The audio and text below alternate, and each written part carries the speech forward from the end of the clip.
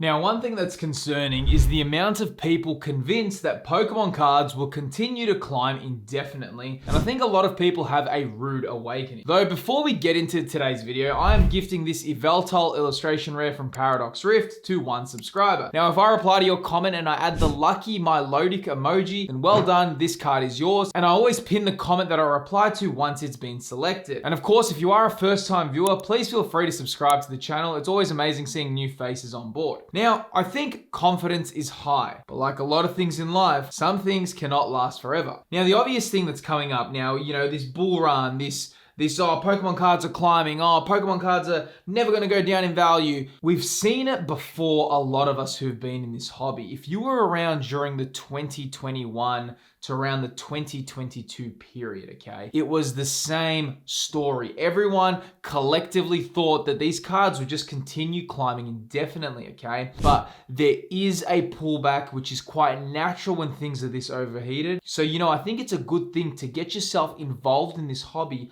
learn a little bit about the aspects of it, learn about what's actually happening, what's changing within the hobby, so you can actually get your knowledge up to date with what's happening. Because yes, it is very interesting. Obviously, when you see a Moonbreon selling for the absurd prices and it's like literally doubled in a few days, it's getting exciting. A lot of people who bought their collections previously are really happy with that. A lot of people who invested in Sword and Shield booster boxes are getting their payoffs right now. A lot of people who, myself included, bought a little bit of Sword and Shield booster boxes. Right now, I'm seeing some gains on that and I'm like, wow, this is really interesting. And then don't forget, a lot of people who've also invested in collectibles are getting more and more bullish right now because they're like, see, my decisions that I made before are paying off so much right now. Now, yes, it's good. Yes, it's great. But the reason why I want to talk to you right now, especially if you're buying singles, is I want to give you some actual examples of what's happened before in bull runs, right? So we've had a few examples of bull runs. Now the 2020 to 2021 boom or bull run wasn't so much focused that heavily on modern. It was focused very heavily on vintage Pokemon cards. So,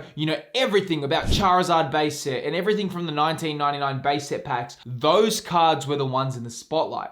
Now, they were pretty much what everyone was speaking about, right? But believe it or not, they did have quite a big pullback, and I want to walk you through that because right now we're in this bull run. It's almost chaos, right? Everyone's just like, I'm going to buy.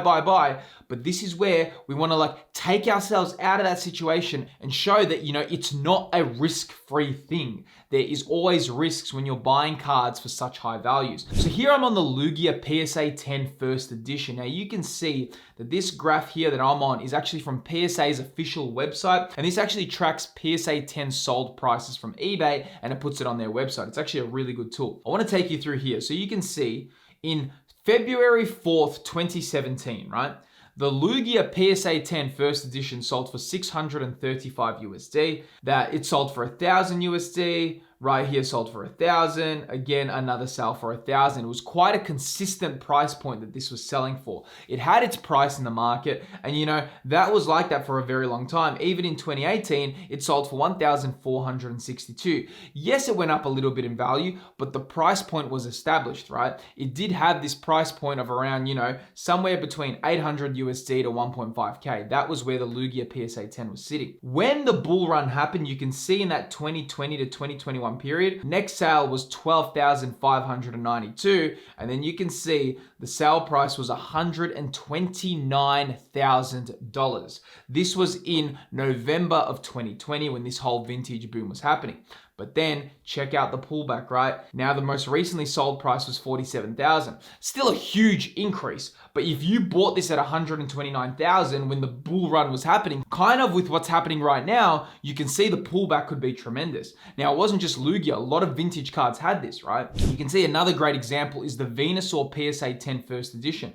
Before the bull run of 2020, right? Let's look at 2019. You can see this was selling for 2.9K. Now, what's really interesting is check out this bull run. Made one sale of $50,000, went back down and found its feet at around this 22,000 range, 21,000, made another sale in April of 2021 for $60,000, And now when we look at the most recently sold price, which was just a few months ago, it sold for $12,600. Check that out. If you bought in the bull run, you bought it for $60,000 and now it's selling for $12,600. This is where it's very interesting, and this is where everyone can get into this kind of whirlwind of, oh, it's going to climb indefinitely. But is it likely that vintage cards, there will be probably another vintage boom, longer, maybe when the 30th anniversary of Pokemon comes about, maybe those previously sold prices will be exceeded. But if you're buying at the top of the market, or if you're buying during these bull runs, you can get burnt. Okay, it's not just this, oh, I'm going to buy this PSA 10 Rayquaza right now. I'm going to buy this PSA 10 Lugia right now. Like, the modern cards, right? You can get burnt. And the problem is, and something that has to be said, yes, more fans are entering the hobby, but don't forget, these vintage cards have very, very low population. When you look at modern cards, populations are much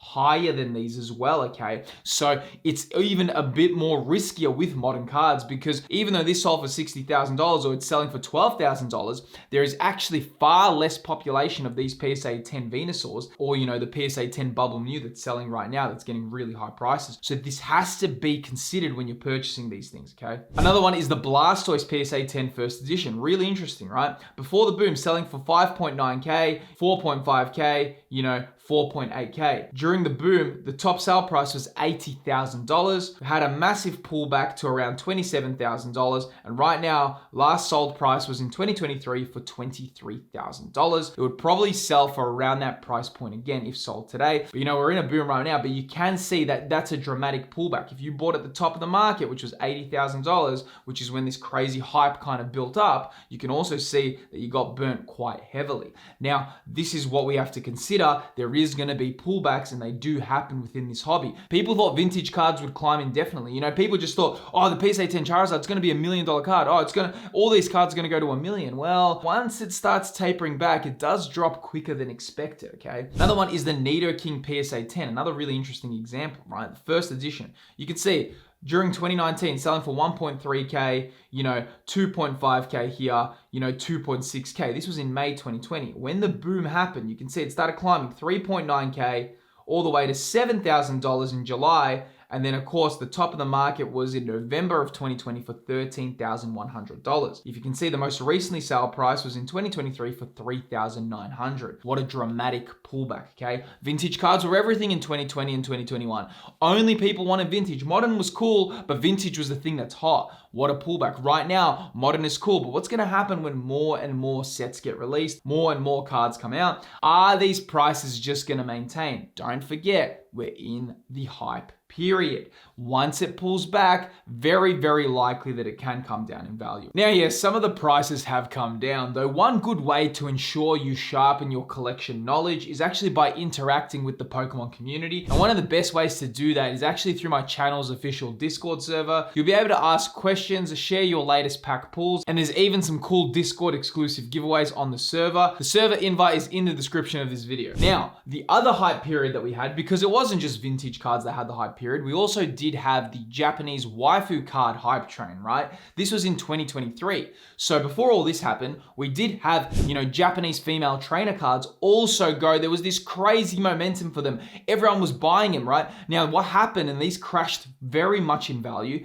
is because a lot of people jumped in on the hype train. But the problem is, Japanese female trainer cards are very much a collectible for Japanese audiences. Now, what happened was, because this hype and momentum build, every single region started jumping on these Japanese female trainer cards, right? Now, yes, they were selling for high prices, but the pullback was enormous. Look at the pullback here. You can see this is the Clay Burst Iono, right? You can see this was selling during the hype period of the, that 2023, it was around early to mid 2023. Sold for 1.6K. You can see the PSA 10 sold for 1,500. You got a few sales here from 1.5K. Then it started going down in value, and you can see it kind of started trickling down.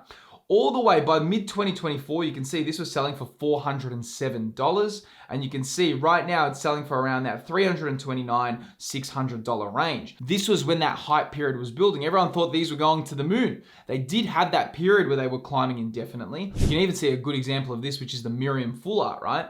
This was selling during our high period. You can see this range here. You can see how strong that market was. Selling, the top of the market was around 660. Then it, found its feet at around 520 and had consistent sale prices from around $500 to $550. Right now, if we look at the most recent sale price in 2025, sold for $50. Once the pullback happens, it is quite strong. And it does, a lot of people who are experiencing this, I'm not too bullish right now, but I do think if there's going to be a lot of restocks, a lot of reprints, it can come down quite significantly in value. Another one is the Miriam Special Art Rare. You can see right here during this kind of March phase, you can see how strong the market was here, selling for 1.3K, 1.3K there, had a sale for 1,350, and you can see now recently sold price $152. Is it ever going to go back to those levels? It's very unlikely at this point, unless there's some real big hype train that everyone wants these cards. But you can see during that kind of hype period what they were selling for. Once that drawback happens, it does happen. And we did have experiences with these cards. We have experiences with vintage. And now we're going through this modern boom. There's Pokemon TCG Pocket.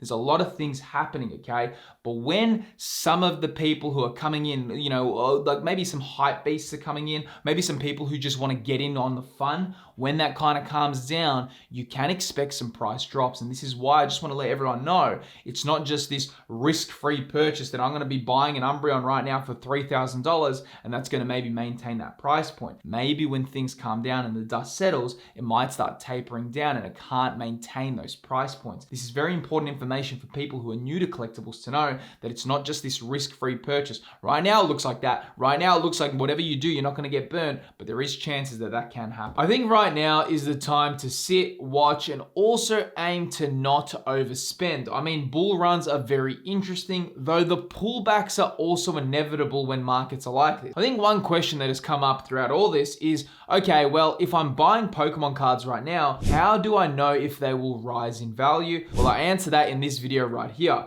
Within this video on screen, I look over the 5 ways to build a Pokemon collection that grows in value. Now, with the amount of Pokemon cards that's being printed, it's important to stay on top of things. Click the video that's appearing on screen to learn more about Pokemon collecting and investing, and we'll talk more about it there.